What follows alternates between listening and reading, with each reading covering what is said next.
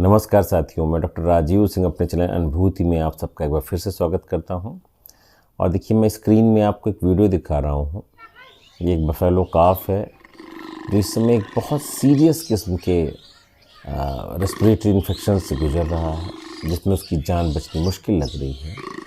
उसकी नॉस्ट्रिल से डिस्चार्ज आ रहा है और वो जब सांस ले रहा है, बड़ी लेबर्ड ब्रीदिंग, उसकी आवाज़ दूर से सुनी जा सकती है। तो ये टिपिकल केस है एचएस का, जिसे हम अगर कहें वेटनरी की टर्मिनोलॉजी में हेमोरेजिक सेप्टिसीमिया, और आम भाषा में जिसे गला घोटू, गल घोटू या घुरका कहते हैं, जिसकी वजह से बहुत सारे पशु हर साल अपनी जो है जान गंवा बैठते हैं।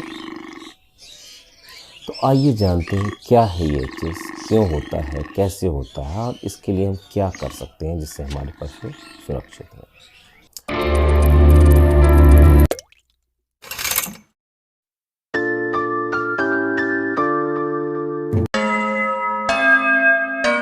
तो साथियों, हम आज बात कर रहे हैं हेमोरेजिक सेप्टिसीमिया की, एचएस की।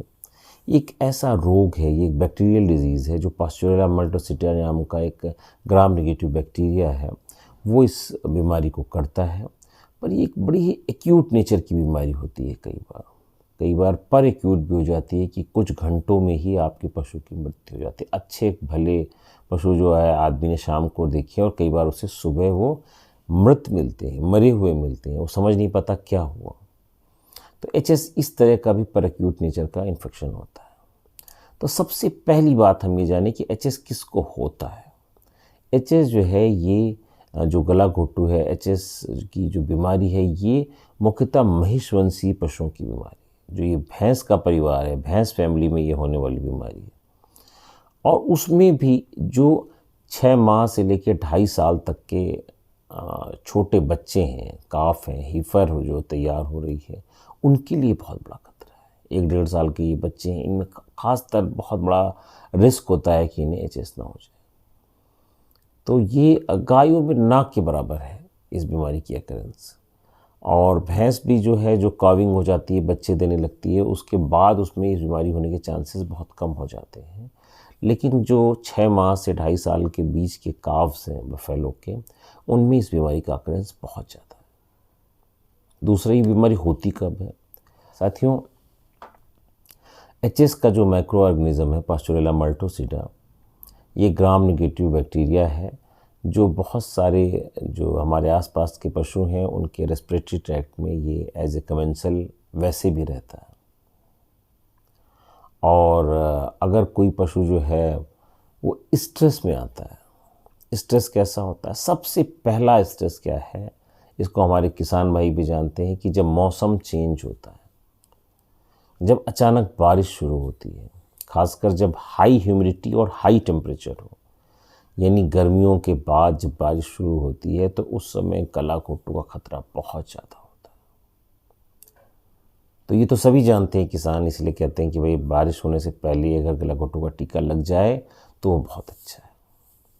इसके लिए जो वैक्सीन आती है, अगर वो जानवर को पहले ही दे दी जाए तो इस बीमारी से बहुत हद तक सुरक्षा रहती है। लेकिन सिर्फ बारिश के सीजन में नहीं, अब गला घोटू या एचएस के जो स्पोरेडिक केसेस हैं, बीच बीच में हमें साल भर दिखाई देते हैं।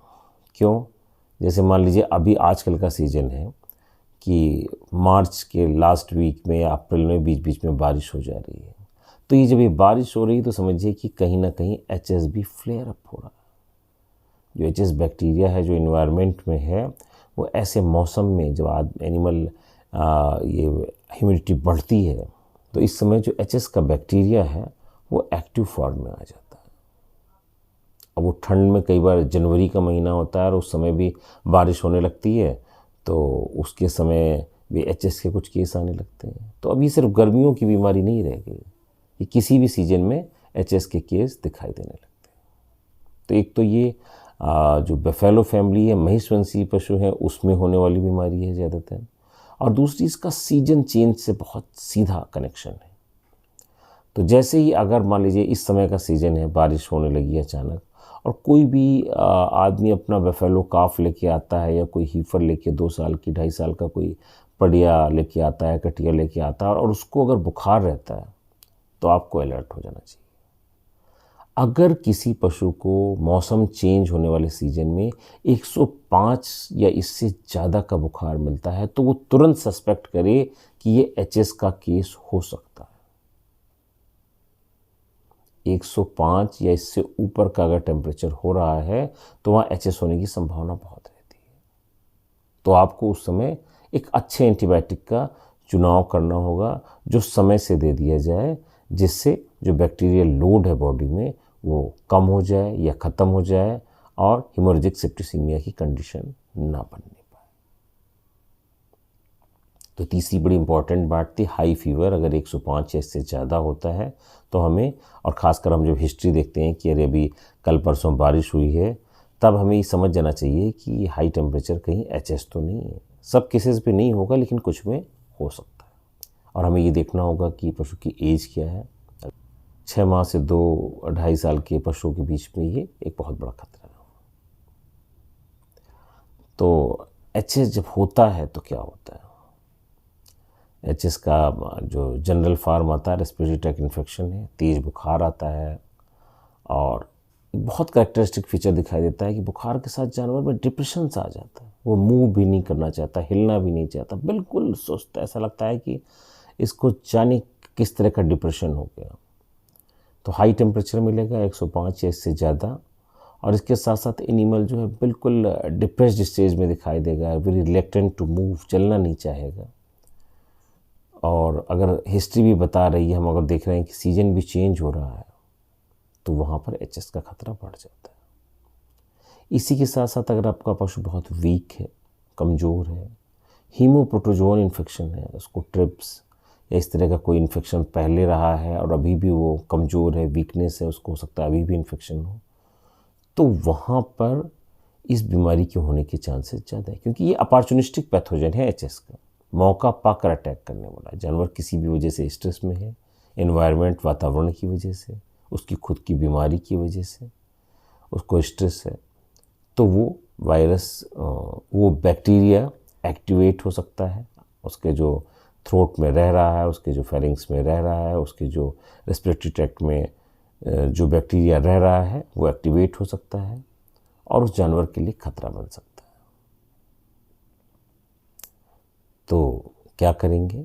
जैसे ही आपको इस तरह का कोई केस जो है जिसमें आपको डाउट होता है कि ये एचएस हो सकता है, तो आपको तुरंत अपने आसपास के डॉक्टर को दिखाना चाहिए और कोशिश करनी चाहिए कि आप कोई एक अच्छे एंटीबायोटिक को जो है उस समय तत्काल लें, जिससे इसके खतरे को ख़त्म किया जा सके। होम्योपैथी में कई दवाइयाँ आती हैं जो समय रहते दी जा सकती हैं, और उसमें सबसे इम्पॉर्टेंट है आर्सेनिकम एल्बम। आर्सेनिकम एल्बम जो है वो अगर आप 200 पोटेंसी में लें, और इस तरह के जो अगर संभावित पशु हैं उनमें 10-10 बूंद सुबह शाम दें, तो ये बहुत ज़्यादा राहत देता है एचएस के केस में। लेकिन चूँकि ये बड़ी एक्यूट कंडीशन होती है तो इसलिए हम सिर्फ इसे होम्योपैथी पर नहीं छोड़ सकते हैं। वहाँ पर आपको एडवांस्ड एंटीबायोटिक जैसे सेफ्टियोफर है, या सेफ्ट्राइजोन विद टैजोबैक्टम है, या सेफक्यूनोम है, इस तरह के साल्ट जो है आपको अपने पशु को देने चाहिए। और उसके साथ एक बहुत अच्छी तादाद में आपको उसको स्टेरॉइड देने हैं या एंटी इन्फ्लेमेटरी देने हैं, जैसे फ्लूनेक्सिन मेग्लूमिन है आजकल, ये देना है आपको। तो इस तरह की जब आप दवा देंगे अपने पशुओं को समय रहते, तो बीमारी भी कंट्रोल हो जाएगी, क्योंकि ये बैक्टीरियल डिजीज़ है। लेकिन अगर ये कंडीशन बढ़ गई, फ्लेयर अप हो गई, ज़बान बाहर निकल आई, तो कई बार किसी भी ट्रीटमेंट से आराम मिलना मुश्किल रहता है। तो वैसे तो एचएस के इलाज और एचएस के बारे में भी बहुत सारी बातें हैं, लेकिन आज के वीडियो में बस इतना ही। मुझे इजाज़त दीजिए। धन्यवाद।